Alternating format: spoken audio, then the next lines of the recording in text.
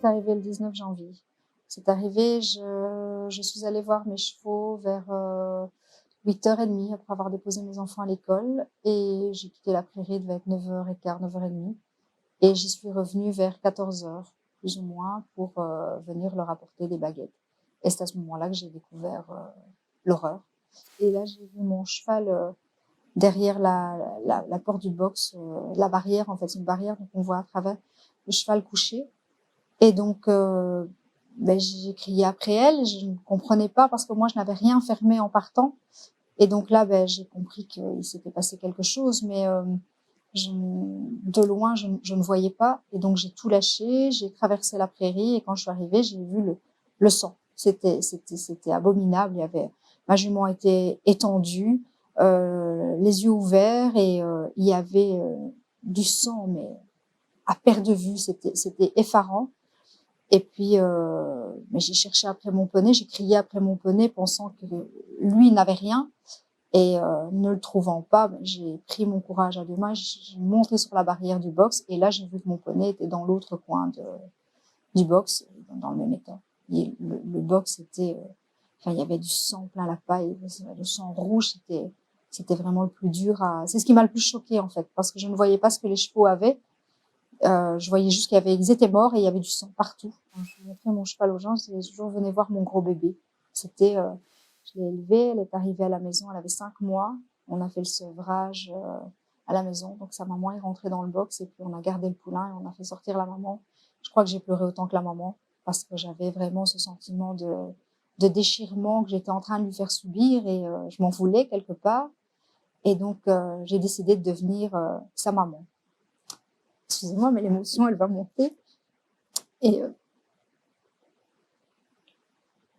voilà. Et donc je l'ai élevée pendant 14 ans où j'ai aimé mon cheval, sacrifié, je me suis sacrifiée, je n'allais plus en vacances. J'avais une petite fille à l'époque qui maintenant a 21 ans, qui a été élevée avec elle. On a passé des heures dans son box, on a fait des promenades, c'est un cheval qui n'a pas été débourré comme les autres chevaux, il a été débourré en douceur, on n'est jamais monté sur son dos trop vite, on a tout fait avec le temps, la patience. On la promenait dans la rue, elle allait voir les gens. Et quand elle voyait quelque chose de différent dans son paysage, on prenait le temps qu'elle l'observe, qu'elle voit. C'est un cheval, on pouvait partir en balade sans problème avec elle, elle connaissait tout. Elle n'avait peur de rien, les camions, les voitures, parce qu'on a pris vraiment le temps de tout lui montrer, de faire un débourrage en douceur avec elle. Et puis, on lui a trouvé un compagnon quand elle est repartie en prairie à l'été. Parce qu'elle n'a pas supporté la solitude. On était tellement présents autour d'elle qu'elle n'a pas supporté. Et donc là, on a sauvé un petit poney qui partait à l'abattoir, qui était dans un état lamentable, un petit Shetland. Et c'est devenu son compagnon de route. Et ils sont restés ensemble pendant 14 ans. Ils étaient inséparables. On pouvait les séparer sous aucun prétexte. On partait en promenade, je partais en balade avec elle. Mais le poney hennissait jusqu'à son retour. Donc si je partais 1 heure, pendant 1 heure, le poney criait après elle. C'était vraiment à chaque fois un déchirement. Et il faisait vraiment partie intégrante de la famille. On faisait tout. J'ai fait un Halloween à l'école de mes enfants ici à Roisin avec les chevaux. Donc tous les enfants sont passés sur le poney et en promenade. Et ma fille s'était déguisée avec le poney, le poney et la jument. Et ma fille montait la jument avec une grande cape noire. Les enfants à l'école étaient émerveillés. C'était un merveilleux moment. Et puis tous les enfants de la famille sont un jour montés sur le dos de Faro. Quand elle est partie en débourrage en attelage, là, elle est allée dans un manège. Et là, les enfants qui montaient au manège, Isabelle, enfin l'élevage, tout le monde était passionné par Faro parce que voilà, c'était un cheval qui faisait quand même plus d'1 tonne et c'était un gros amour, mais hyper maladroit. Et donc, elle faisait vraiment partie de la vie de beaucoup de gens. Ici, dans les hauts pays, et chez nous, c'était comme un de mes enfants. Ça a été dramatique, ça a été l'enfer. J'ai pas pu lui annoncer parce que c'est arrivé, moi j'ai découvert ça donc à 14h, 14h30 plus ou moins. Ma fille travaillait ce jour-là, elle était aide-soignante et elle finissait pas son travail avant 9h.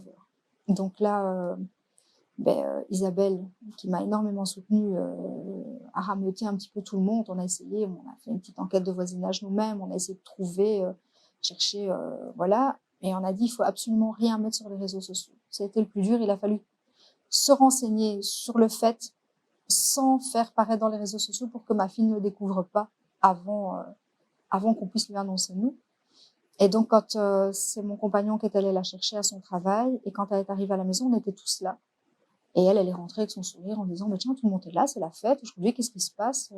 Et son papa était là, j'étais là, Isabelle était là, et là, j'ai dit, moi, je pouvais pas lui annoncer ça parce que c'était trop, je vais dire, quand j'ai été enceinte et que de sa petite sœur et que j'ai pu su monter, je lui ai transmis ma passion, je l'ai mis sur le cheval et je dis, maman, va t'apprendre à monter Faro parce que il faut que quelqu'un prenne le relais, et c'est devenu autant son cheval que le mien, finalement.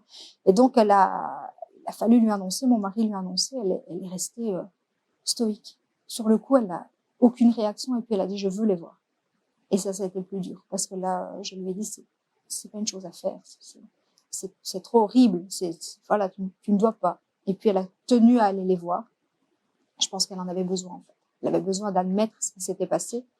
Et donc, je l'ai conduit très tard, il devait être 11h du soir. Parce qu'elle voulait aller, mais j'ai dit, je préfère que tu ailles quand il fait noir, parce qu'il n'y a pas d'éclairage, j'ai pu le constater, il n'y a pas d'éclairage dans le box. Je me dis comme ça, je lui éclairerai que ses chevaux, que la tête des chevaux, sans tout le drame qui est. Parce qu'on voit vraiment, avec le sang, on voyait le drame qui avait pu se passer. Et là, ça a été la catastrophe. Elle a plongé sur ma jument, elle a pleuré, elle lui a dit au revoir. Et puis quand elle a vu son poney, ça c'est elle qui lui avait sauvé la vie. Je ne voulais pas de ce poney. Je ne voulais pas le sauver lui. Je lui ai dit, Tamara, tu vas me faire acheter un cheval qui va peut-être mourir dans 2 mois. Je regarde l'état dans lequel il est. Elle m'a dit, maman, je t'en supplie. Si nous on le prend pas, personne le prendra. Il va mourir. Elle avait passé, je crois, 2 heures. Elle était petite, elle avait peut-être 8 ans, 7-8 ans. Elle avait passé 2 heures à me convaincre de prendre ce poney-là. Et donc, c'était son poney. Elle lui avait sauvé la vie. Et là, elle s'est effondrée sur lui. Elle était remplie de sang. C'était horrible. Elle est rentrée à la maison. Elle est restée prostrée pendant 2 heures dans un fauteuil. Elle était remplie de sang parce qu'elle s'était couchée sur le poney. Et ça a été très, très, très, très dur à vivre. Je crois que ça a été aussi dur que la découverte. De voir la douleur de ma fille et d'être impuissante. On voudrait protéger ses enfants, mais de ça, j'ai pas pu la protéger. Je me suis sentie coupable dans un premier temps parce que je crois que je me sens toujours coupable. Je n'ai pas pu les protéger. Je les ai eus, j'en avais la responsabilité. Chaque fois que j'ai pris un animal, c'est comme ça. J'en ai la responsabilité. J'ai décidé de le prendre dans ma vie, donc je dois tout faire pour qu'il soit bien. Ce que j'ai fait avec elle, il y a énormément de sacrifices derrière. Beaucoup de choses où je me suis dit, ben non, parce que si je fais ça, je ne saurais pas acheter de la paille ou du foin à Faro et à Boutchou. Donc, et là, j'ai eu vraiment le sentiment de ne pas avoir pu les protéger. Le sentiment que si je ne m'étais pas rebellée contre certaines personnes, on ne serait peut-être pas venu attaquer mes chevaux. Voilà, c'est vraiment ce sentiment d'impuissance et de chagrin immense en me disant, j'aurais préféré qu'on me le fasse à moi. J'aurais préféré qu'on vienne me trouver, qu'on me dise dorénavant, tu vas nous laisser faire ce qu'on a envie de faire et t'as rien à dire, les terres ne t'appartiennent pas, ou tu n'es que locatrice, ou voilà, locataire, pardon. Voilà, mais non, on ne s'est pas attaqué à moi, on s'est attaqué à eux pour m'atteindre. Donc finalement, je me sens un peu responsable. Je me dis, c'est pour m'atteindre qu'on a fait ça. Parce que les chevaux, comme j'ai dit, si j'avais eu le drame qu'on me les aurait pris pour la viande, j'aurais su. J'aurais dit, on me les a pris. Et j'ai retrouvé la tête de mon cheval, on a pris la viande. Voilà. Quelqu'un qui avait faim, ou des gitans, ou n'importe quoi. J'aurais dit, voilà, c'est dramatique, c'est horrible, mais on m'a pris mes chevaux pour la viande, pas pour m'atteindre. Là, on a pris mes chevaux pour m'atteindre. Donc, on a tué 2 êtres innocents pour m'atteindre. Et donc, je me sens un peu responsable, en fait. Les chevaux ont été tous les 2 saignés. Donc, quand on a pu, ce n'est pas moi qui l'ai fait, des amis qui sont allés constater vraiment les plaies. Et on s'est rendu compte que c'était des plaies de 4 centimètres, donc qui ont été faites au couteau, les chevaux ont été tranchés donc à la carotide, le plus près du cœur possible. Et donc ça nous a tout de suite fait penser que c'était des gens compétents, donc des gens qui étaient tout à fait capables d'abattre de gros animaux et qui avaient la technique surtout, parce que voilà, c'était pas à la portée de tout le monde. On a immédiatement pensé aux chasseurs. Pourquoi aux chasseurs? Parce que depuis que je vis dans les hauts pays, je me suis toujours un peu confrontée à eux parce qu'ils ont tendance à ne pas respecter, je pense, les règles de chasse qui ont été quand même définies par la loi. Beaucoup ne les respectent pas et ils chassent sur les terres des gens sans leur accord. J'avais une prairie un peu plus bas de celle-ci à Outrep, toujours en bordure de rivière, parce que c'est quand même très pratique en bordure de rivière. Il y a des arbres aussi, les chevaux savent s'abriter, donc ça a toujours été mes prairies de prédilection, je vais dire.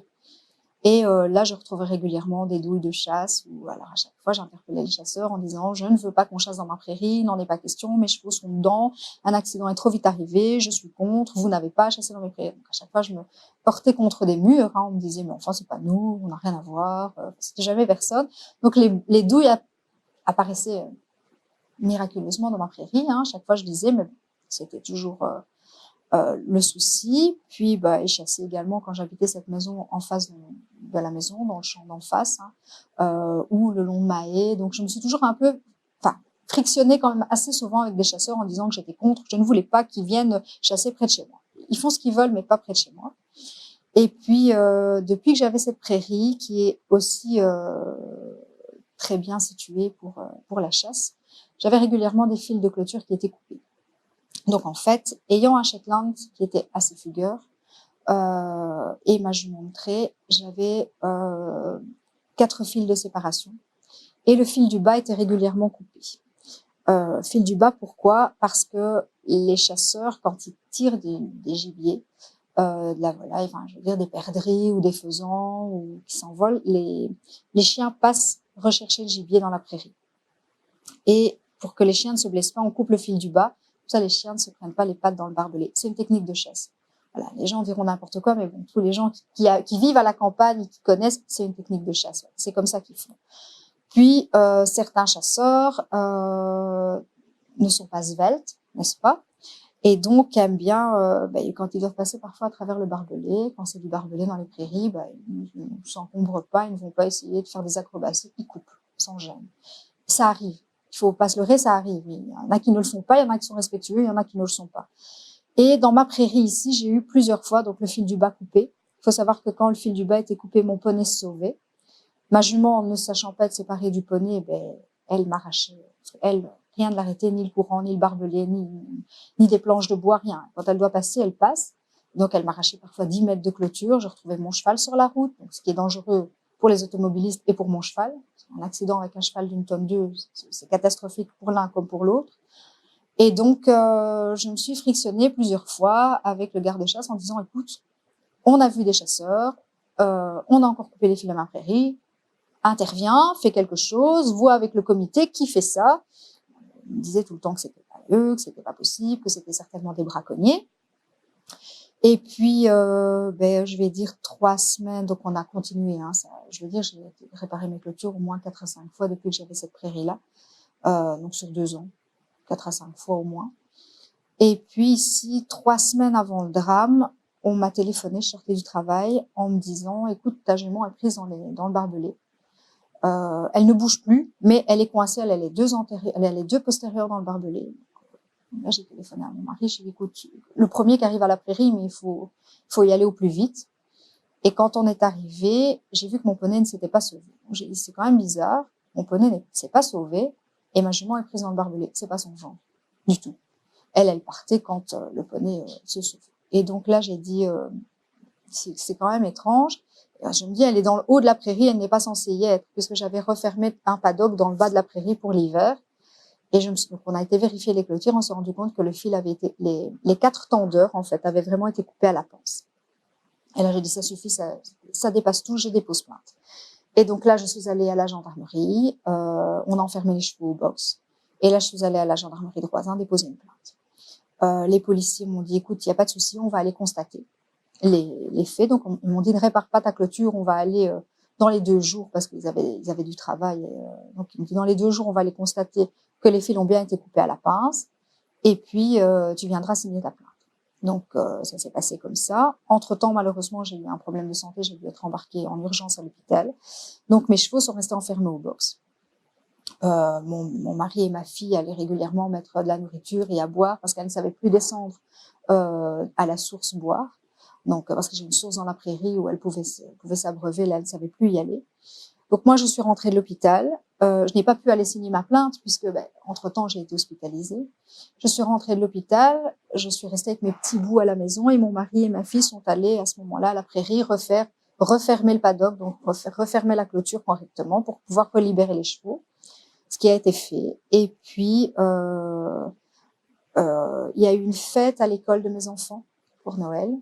J'ai interpellé le bourgmestre, mais devant tout le monde en disant, tiens, étant donné qu'un nouveau bourgmestre, je dis peut-être que toi, vous allez faire le nécessaire par rapport à ça. Donc, j'ai dit, voilà, les chasseurs se permettent un petit peu n'importe quoi. Je suis pas la seule à me plaindre, mais moi, maintenant, j'en ai vraiment assez, j'en ai marre, ça me coûte cher en clôture. Et donc, il m'a dit qu'il était tout à fait d'accord avec moi et qu'il n'était pas question que ça continue, mais que, ne pouvant pas accuser sans preuve, il me dit, écoute, va déposer une plainte officielle et on va faire intervenir, je vais convoquer les deux comités de chasse. Donc, le côté français, parce que comme on est sur la frontière, il y a les Français chassent chez nous aussi. Donc, il a dit notre comité de chasse à nous et le côté français. Comme ça, on ne vise personne, on reste général. Et il me dit, et là, je vais rappeler à chacun leurs droits et leurs devoirs et obligations.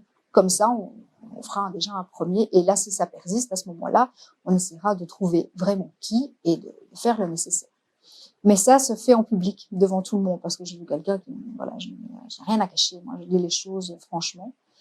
Et donc, voilà, 4 jours après, j'ai retrouvé mes chevaux dans cet état-là à la prairie. Donc, ce qui me fait vraiment penser que, voilà, j'ai de problème avec personne. Enfin, je suis quelqu'un qui ne sait pas me taire. Vous voyez, quand j'ai quelque chose à dire, je le dis. Mais je suis quelqu'un de franc. Les chasseurs de la région, même des gens que j'apprécie et que je connais autrement que par rapport au milieu de chasse, savent. Je n'aime pas ça. C'est mon opinion personnelle, mais je respecte. Tout ce que je demandais, c'est qu'on me respecte moi. Qu'on ne chasse pas dans ma propriété parce que c'est quelque chose qui est arrivé plus d'une fois. Les chasseurs ont été vus. Par une amie à moi qui avait ses chevaux un peu plus loin. Les chasseurs ont été vus par le voisin qui habite de l'autre côté de ma prairie. En fait, il a un abri de jardin avec un toit en tôle. Il a entendu un jour au matin les balles des chasseurs atterrir sur son abri de jardin. Donc, il est sorti, il les a vus. Donc, ils ont été vus à plusieurs reprises. Et quand on leur dit, ils disent que c'est pas vrai, que les gens mentent ou que... Et donc, voilà, c'est ce qui me fait penser que les seules personnes qui auraient pu vouloir me causer du tort par rapport à mes chevaux, c'est ça. Si elle a plus de chevaux, on nous interdira plus de chasser dans la prairie puisque il y aura plus de raison. Ce jour-là, donc les personnes qui me soutiennent sont arrivées tout de suite me soutenir moi parce que voilà. Et puis on a appelé la police. Il y a un combi qui est arrivé, je vais dire relativement vite par rapport à je vais dire ils sont arrivés vite. Ils n'ont pas mis 2 heures à arriver. Donc, ils sont quand même arrivés. Il y a 2 policiers qui sont descendus, qui sont allés voir. Ils n'ont pas fait d'enquête, en fait. Ils n'ont rien fait de particulier. Il faut savoir que mon ex-mari était un enquêteur à la police judiciaire. Donc, il sait un peu comment se fait une enquête. Et là, ils n'ont pas fait le tour du box.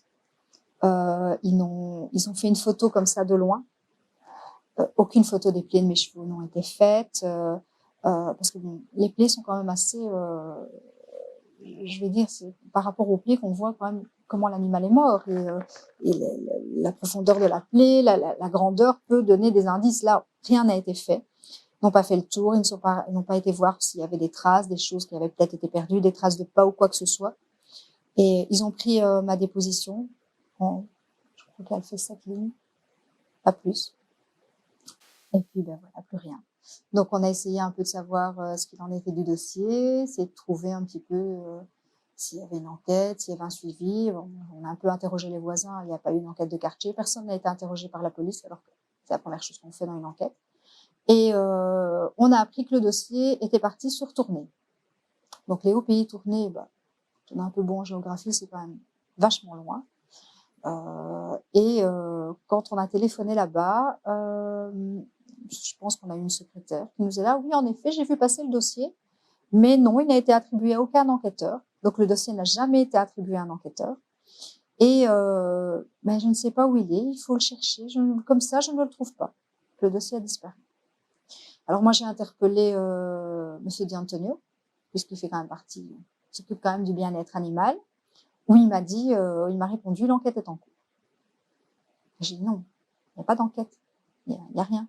Et alors, ben depuis, je n'ai plus jamais eu de ces nouvelles. Je lui ai dit non, l'enquête n'est pas en cours, mon dossier a disparu, tout le monde s'en fiche, et puis voilà.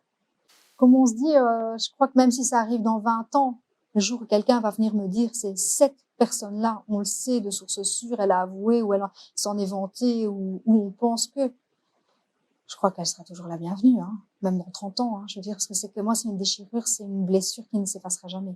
C'est à vie, c'est un traumatisme. Ce que j'ai subi là, c'est un traumatisme à vie. Et je crois que je ne saurais rien faire. Mes cheveux, on me les rendra pas. Mais que le coupable puisse être puni, qui est une réelle peine, ce serait un petit soulagement. De dire que la personne n'est pas en train de faire la fête, peut-être là maintenant quelque part, boire un verre en famille, ou peut-être qu'elle a un chien, un chat, peut-être qu'elle a un cheval, ou peut-être que... Voilà, on ne sait pas. Donc je me dis peut-être que cette personne-là, elle est là en toute impunité, que tout va bien dans sa vie, et je voudrais qu'elle puisse au moins prendre conscience, qu'elle soit punie, et que les gens prennent conscience que on ne fait pas ce genre de choses. Ça n'arrive plus.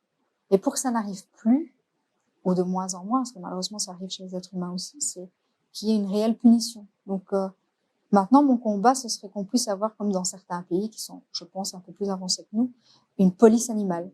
Donc que les gens se mobilisent, parce que j'ai eu énormément de témoignages, mon Facebook a été envahi après ça, de gens qui me disaient, mais moi j'ai vécu ça, ah moi c'est des chasseurs aussi, mais ils me l'ont abattu, j'ai rien su faire.